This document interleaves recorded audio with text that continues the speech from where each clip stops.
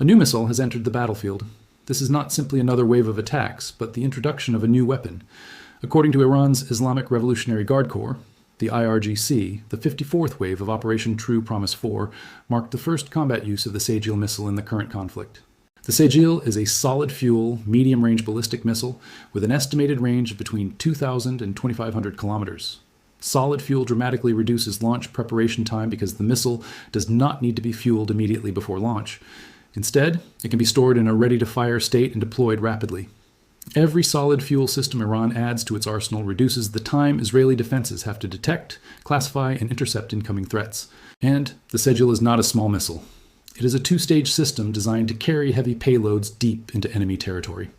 Iran first tested the Sejjil publicly in 2009 and demonstrated it again in military exercises in the years that followed. Its appearance, now in an active conflict, suggests that Iran has chosen this moment to move from testing to operational deployment. The IRGC presented the 54th wave as the first round of retaliation for workers killed in civilian factories in Iran during recent attacks. This framing is deliberate. It is not described as retaliation for military losses or for slain commanders, but as retaliation for factory workers, for civilians. Iran is linking its escalation to a narrative of harm to the civilian population, turning each new weapons deployment into a response to what it describes as attacks against its people rather than its armed forces.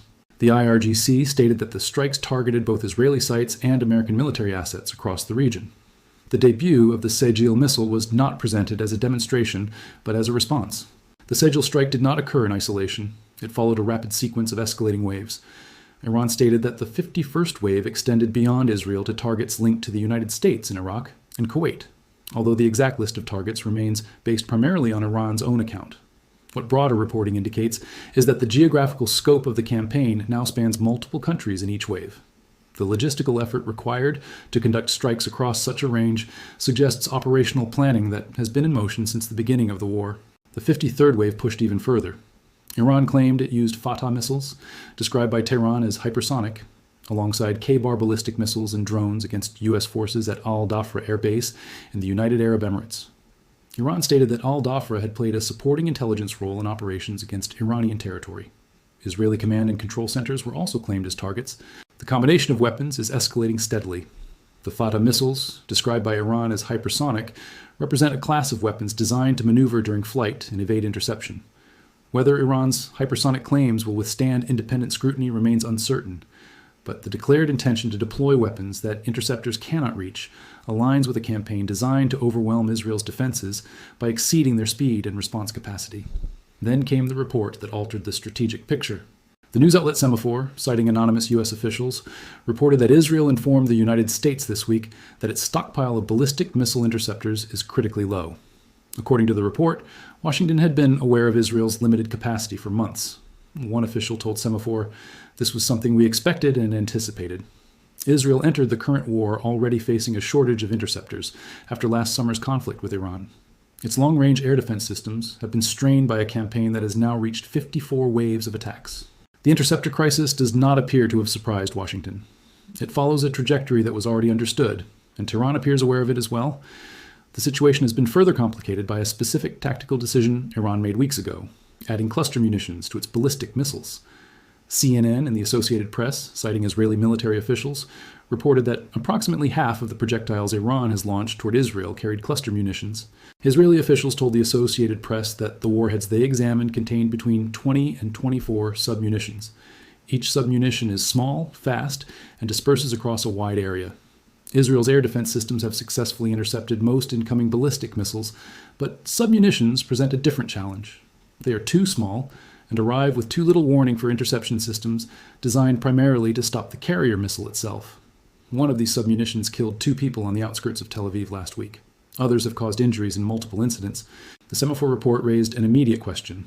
Would the United States share its interceptors with Israel? So far, the answer remains unclear. A U.S. official told Semaphore, "We have everything we need to protect our bases, our personnel in the region, and our interests. Israel is seeking solutions to mitigate its shortage." That statement draws a clear distinction. American interceptors protect American bases. Israel's shortage is a problem Israel must address. If that position holds, it means the most powerful military in the world is fighting alongside Israel, but without sharing the resource Israel needs most, missiles capable of stopping other missiles. Washington indicated that its primary responsibility is the protection of its own forces, while Israel searches for ways to cover any gaps in its defenses. President Donald Trump's public statements have contrasted sharply with the caution expressed by his own officials. Earlier this month, he declared that Washington possesses a virtually unlimited arsenal of munitions. White House Press Secretary Caroline Leavitt stated that U.S. stockpiles are more than sufficient to achieve President Trump's objectives against Iran and beyond. Practically unlimited, more than enough. That language is designed for domestic audiences. It projects strength. But the anonymous official who told Semaphore that Israel is finding solutions on its own conveyed something very different: distance. The gap between Trump's rhetoric and the operational reality described by his own officials is now visible in the numbers of interceptors. Now return to the issue of cluster munitions. If half of all incoming ballistic missiles carry them, this is not an occasional tactic. It is a systematic decision to turn every missile into a weapon that the defense system can only partially defeat. Intercept the carrier missile, and the cluster payload may still disperse. Miss the carrier, and the submunitions spread across an even larger area. Israel does possess fighter aircraft capable of intercepting incoming missiles. It also has early warning systems that give civilians time to reach shelters. But shelters protect people. They do not protect infrastructure, vehicles, roads, or open areas where submunitions can fall and detonate. The launch of the Sejjil missile would already be significant because of its solid fuel profile and reduced detection window. However, there is no independent evidence that this particular missile carried cluster munitions. Every wave Iran launches costs Israel a finite number of interceptors, weapons that take months to manufacture and cannot be replaced at the same pace they are being consumed. The mathematics are simple and unforgiving. If consumption exceeds production, the stockpile eventually reaches zero. And zero interceptors means the next incoming missile arrives unopposed. According to Iran's own wave count, the campaign's rhetoric and the reported mix of weapons are steadily escalating, although this step-by-step ladder has not been fully confirmed by independent sources. What is visible is the trend: heavier warheads, newer missile families, wider geographic reach, wave after wave. At least according to Iran's narrative, the escalation curve is rising. Each wave introduces a weapon that makes the defensive challenge more difficult, and the defense system is running short of the one resource it needs to keep solving that challenge: interceptors.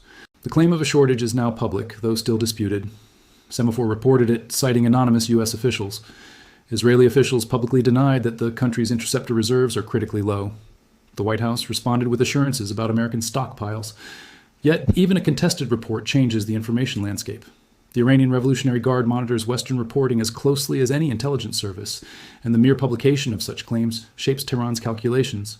The more missiles Iran launches, the fewer interceptors Israel retains. The more cluster munitions Iran deploys, the more expensive each interception becomes in defensive resources. And the more waves Iran launches, the closer the system moves toward a point where the defense can no longer keep pace with the offense. That moment may not have arrived yet, but the Semaphore report suggests it may be closer than officials have publicly acknowledged. And the debut of the Sejjil missile in Wave 54 suggests Iran is accelerating rather than conserving its capabilities. Older missiles, cluster warheads, hypersonic claims, 54 waves of attacks, a shortage of interceptors confirmed by American officials, a president who says the arsenal is unlimited, an official who implies Israel must manage on its own, a defense minister who calls this the decisive stage, and a factory worker in Iran whose death became the justification for the heaviest weapons Iran has deployed so far. The war is no longer about whether Iran can strike Israel. The question now is whether Israel can continue stopping those strikes. For the first time in this conflict, the answer is no longer automatic. It depends on production rates, on the willingness of allies, on how many waves of fire Iran still has in reserve, and on whether the Sejjil missile changes the calculations in ways older missiles did not. After 54 waves, Israel's defenses are still holding, but the margin is narrowing, and Iran knows it.